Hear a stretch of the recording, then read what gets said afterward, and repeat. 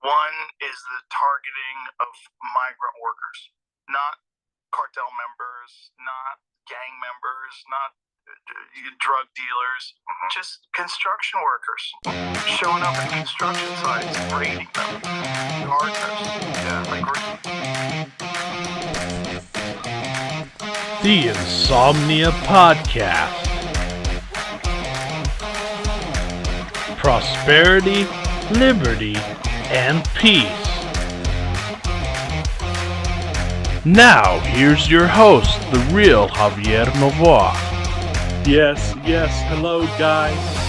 If you're watching this, you are part of the Insomnia Resistance. I am Javier Novoa, the Real Javier Novoa, your host of what we're now calling the Insomnia Podcast, because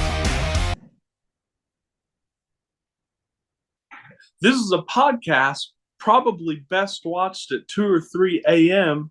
when you can't sleep with your favorite beverage. I have a coffee here. And guys, it's an interesting news day today. There are a few items in the news. I want to talk about those.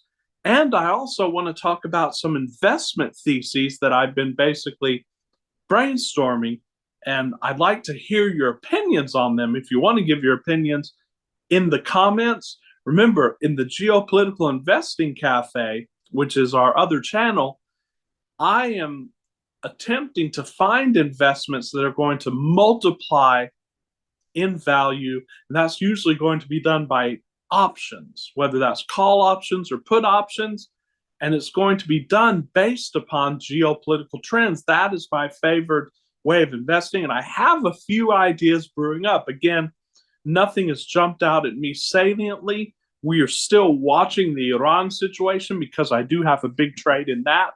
And I'm going to be telling you some other ideas that I have. But first, as you saw this clip with Joe Rogan, ladies and gentlemen, as a libertarian, as someone who voted for Trump hesitantly, and as someone who knew that we were probably going to be disappointed, this is one issue that I don't really like. I did vote so that there would be more security at the border, so that we could close the border. I did vote to deport criminals, but I did not vote, as I give Joe Rogan much credit for saying this, to just be deporting innocent people, guys. There's no benefit in it, especially people who have been here for a long time, people who are law-abiding. So I do not agree with that. And there are many things with which I do not agree with the Trump administration.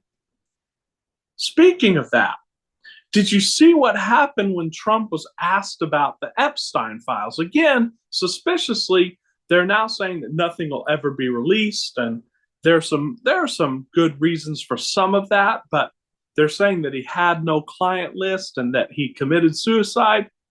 I don't think anyone at this point believes that. Watch how the president reacted when he was asked some of these questions. Sure. Your memo and release yesterday on Jeffrey Epstein, it left some lingering mysteries. One of the biggest ones is whether he ever worked for an American or foreign intelligence agency. The former Labor Secretary who was Miami U.S. Attorney Alex Costa, he allegedly said that he did work for an intelligence agency. So could you resolve whether or not he did? And also, could you say why there was a minute missing from the jailhouse tape? Yeah, sure. Could I just interrupt for 1 second? Are you still talking about Jeffrey Epstein? This guy's been talked about for years. You're asking, we have Texas, we have this, we have all of the things. And are people still talking about this guy, this creep? That is unbelievable. Do you want to waste the time and do you feel like answering? I don't mind answering. I mean, I can't believe you're asking a question on Epstein at a time like this where we're having some of the greatest success and also tragedy with what happened in Texas. It just seems like a desecration. But to me, that's just strange. That's strange. And again, there are other issues, and to me, there are more important issues. But it's just strange that he reacted this way, and it's strange that we're not even hearing anything about the MLK files. We're not really hearing anything about the Kennedy files. I wonder why that is. I think that no matter how well-intentioned. When they get in there, they're sat down and told which lines that they can't cross. And I think these are some lines that I think just too many powerful people are involved with all of these issues that they were talking about in this clip. And so I just think that we're never going to know, and no one would really have the courage to bring those issues to light. But it's interesting that there is just a certain power structure that it seems that no matter who is in there, they cannot penetrate it. At least it hasn't been done for a while. So, of course, everyone knows about the tragic situation in Central Texas and Hill Country, the flooding. And right now, I believe that there are over 100 dead. So all of our prayers are with the victims. Our prayers are with the families and the disappeared. And I hope that we find everyone who's disappeared, and that we put systems in place to make sure that something like this doesn't happen again. Did anyone see Tucker Carlson's interview with the president of Iran, the President Pezeshkian? It was a great interview. Well, there was nothing really groundbreaking, but I think that of late, there have not been any interviews with the president of Iran in any American media.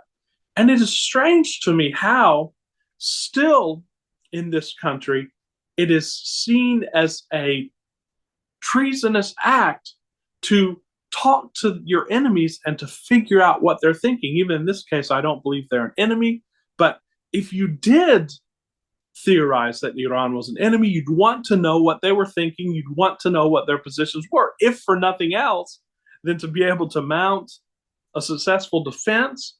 But the neocons, who still carry a lot of clout, especially in the right-wing media, do not want that. They do not want people to hear the opinions. I applaud Tucker Carlson. Again, I think Tucker Carlson is probably the best journalist in the country.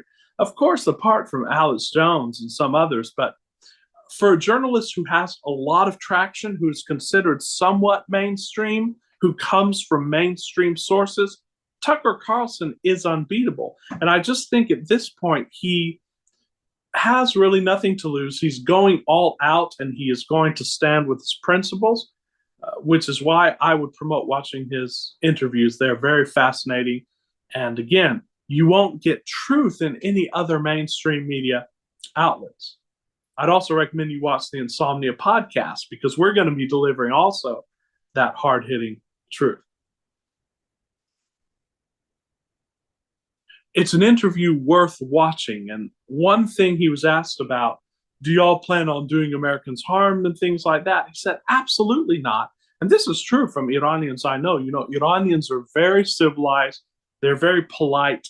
They're the antithesis of anyone who would use violence. So this stereotype and propaganda against these people, especially if you know some Iranians, you'll know that it's very unfounded. And the president made a point to bring that home to the viewers of Tucker Carlson. I hope this will foster dialogue. I hope this will foster understanding, and that soon we can have that complete peace. And then there will be a lot of money-making opportunities in that. Stay tuned for later episodes talking about that investment play.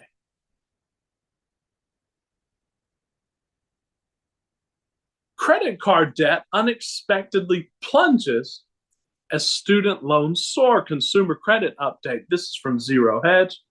1 month after consumer credit unexpectedly jumped the most in 2025, when it spiked by $17.9 billion, since revised to $16.9 billion the month of April. Moments ago, the Fed released its monthly consumer credit report, which showed that the yo-yo action in credit-fueled consumer spending continued.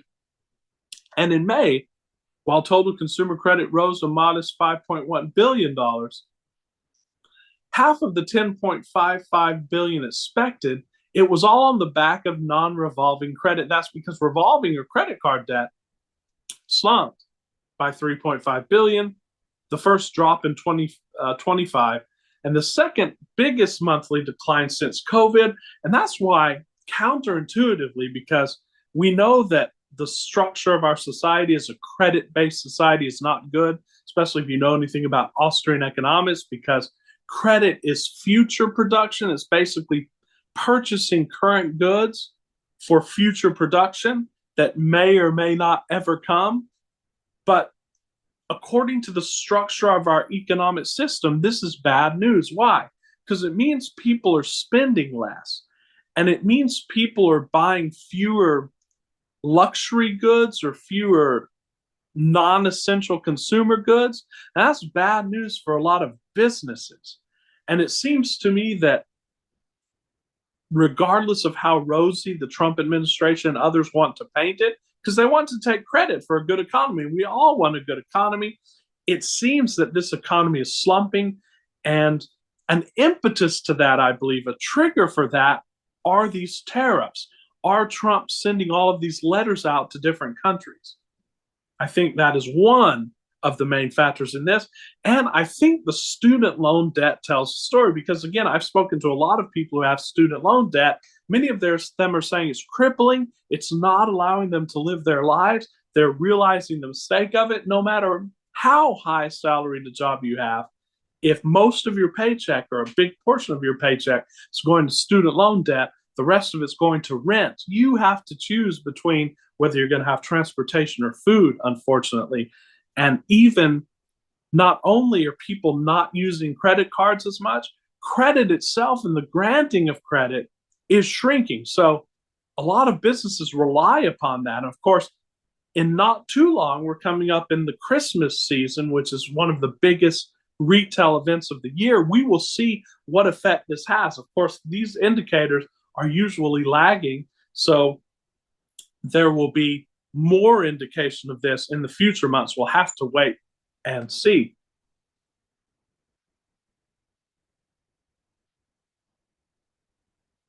Auto loans actually shrinked in Q1 by $8.5 billion to $1.555 trillion. They're saying this is curious. It's not curious because, again, people are just going to wait to buy that new car. They're going to use their old car for as long as possible because everyone feels the uncertainty that's going on now in the economy. There is a lot of uncertainty. And with an administration with which you never know what they're going to do, this is all the more pronounced.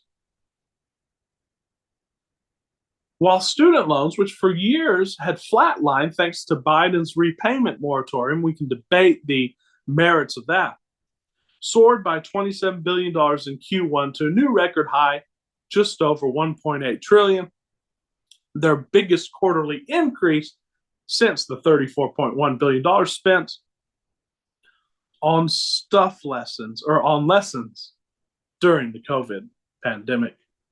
Here is the market day news. Stocks chop as markets digest another set of Trump trade letters from New Squawk.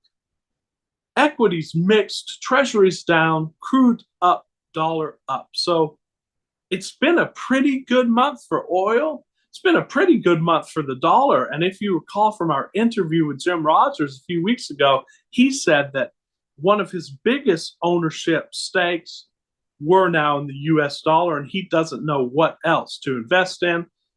Again, when there's uncertainty, even though this will not be the case forever, right now the dollar is still seen as a safe haven, even though it's not a safe haven. It's seen as a safe haven. So intelligent to keep a good amount of your portfolio in dollars. Of course, this is not investment advice, just a dumb person telling you this here, but just for me, intelligent to keep a good amount of your portfolio in dollars, intelligent to buy oil if you haven't, and intelligent to, in my opinion, keep dollar cost averaging into crypto, which is what we've been doing for the last 2 years. Trump believes copper tariff will be 50% and will be announced something, and Trump believes copper tariff will be 50% and will announce something on pharma very soon. Trump said BRICS is getting a 10% charge pretty soon. Of course, the BRICS just wrapped up their meeting in Brazil, in which they demonstrated more solidarity and put just one more nail in the coffin for the US dollar, for the US empire. Of course, that's going to take time. Trump noted close to trade deal with India. Trump says, looking at Russian sanctions, Lutnick expects another 15 to 20 trade letters to go out over the next 2 days. Is it just me, or does it seem like Trump has given up on trying to make peace between Russia and Ukraine? It seems that neither party is willing to restrain the violence. It seems that they continue taking measures against one another. And I don't know what the solution is to that, except that the world should simply withdraw from that. If they want to fight, let them fight. But there should be, at this point, I think, no support for either side. The world should stay out of it because, at this point, it is childish. Trump has offered them numerous opportunities to come to the table, and unfortunately, neither side has. I think that we just have to ignore both sides. I don't necessarily agree with sanctions, but I believe that the time has come to put as much pressure in terms of just ignoring them as we can.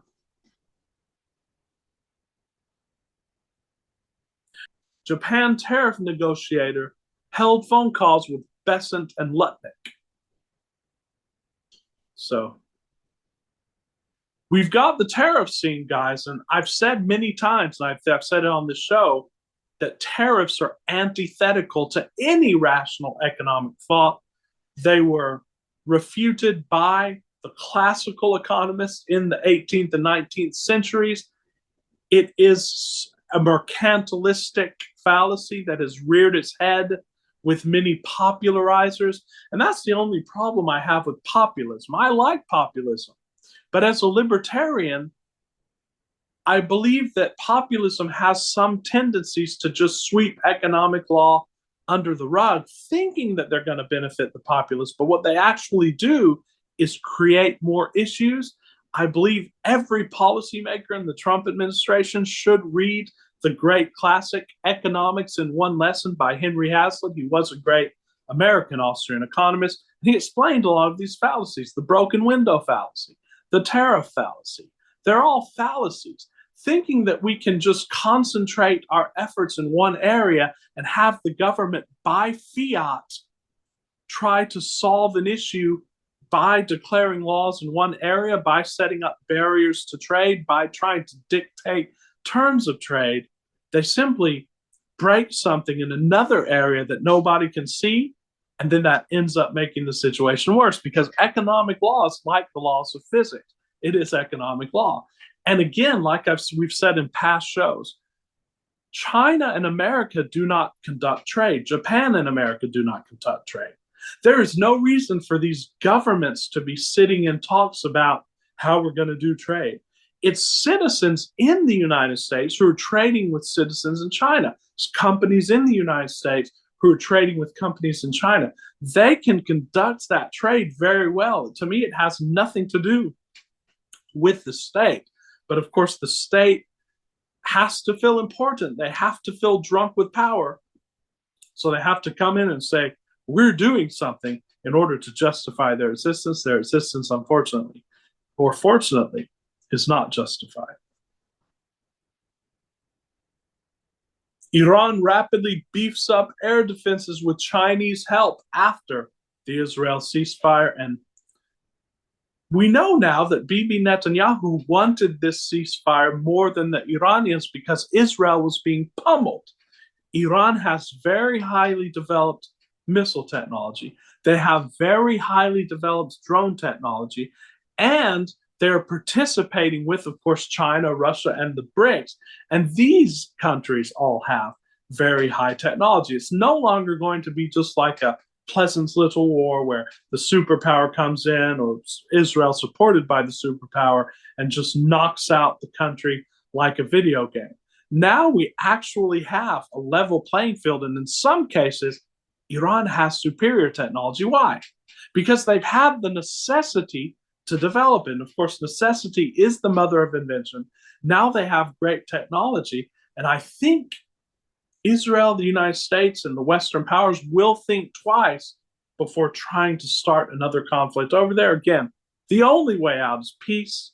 That is a beautiful thing, because with peace comes prosperity. War just causes destruction. And again, I'd refer you back to Economics in One Lesson by Henry Hazlitt for the explanations of that. So, ladies and gentlemen, I just want to bring in a little bit of my thoughts on investing.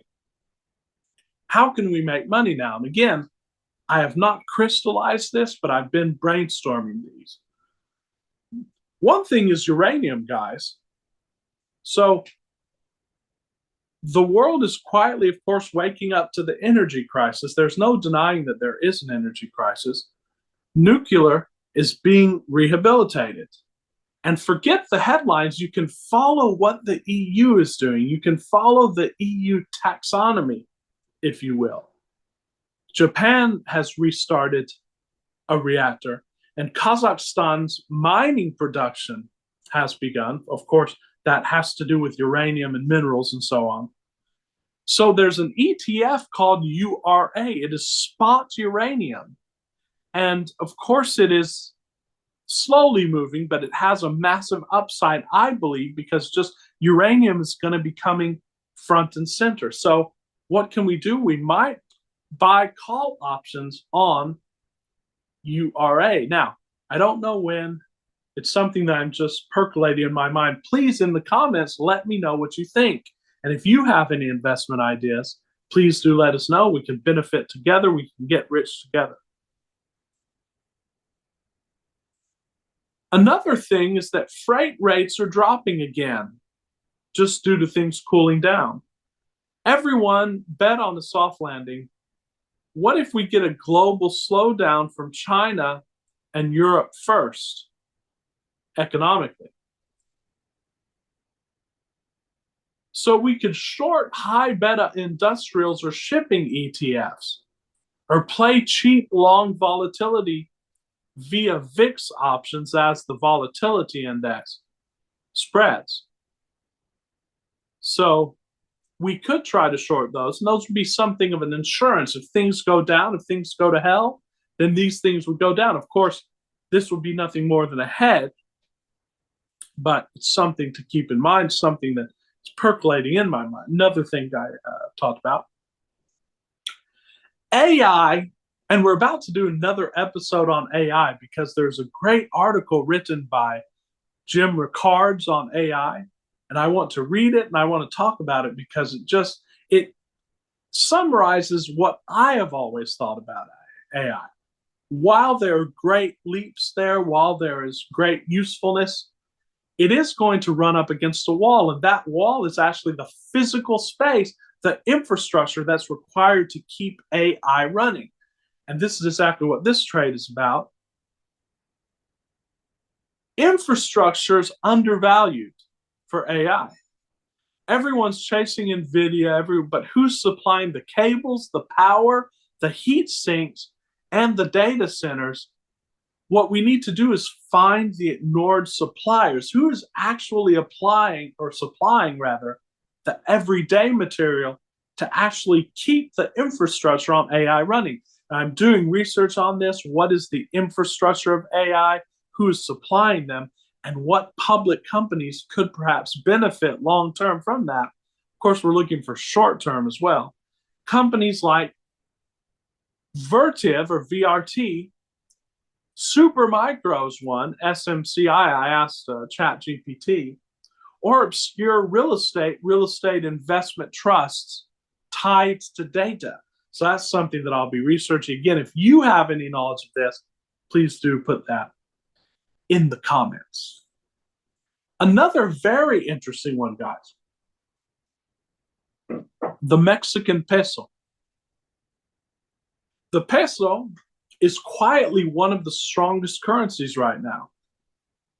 Nearshoring, manufacturing resilience, and rate differentials, guys, all point to long-term strength of the peso.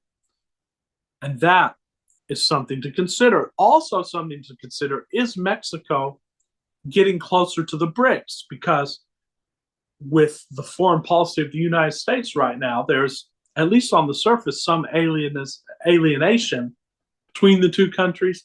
Mexico could turn to the BRICS countries. What effect would that have on the dollar, and what effect would that have on the peso? Peso right now is looking very strong. So could we trade some US dollar Mexican peso options or find an ETF with exposure to Mexican equity and currency upside? Mexican equity is another thing that is worth looking at. And again, I'm doing research. Are there any ETFs? Are there any options that would benefit from that? Again, if you know, let me know, guys. So this is what we've got. It's a very interesting dynamic happening right now. There is some peace. Of course, Netanyahu has nominated Trump for the Nobel Peace Prize. We will see what happens. I am all for that if we can maintain world peace, because world peace is one of the pillars of world prosperity. And we are watching, the Real Javier Novoa is watching, the Geopolitical Investing Cafe is watching, and very soon we're going to come to our massive leverage trade. It's going to make us multiples on our money. Until very soon, guys, this is Javier Novoa with the Real Javier Novoa. Thank you so much for watching the podcast. If you enjoy the podcast, please do click the subscribe button below, like the video, share the video, help us get traction, and most of all, comment, let us know what you think. Till very soon, guys. Peace and love.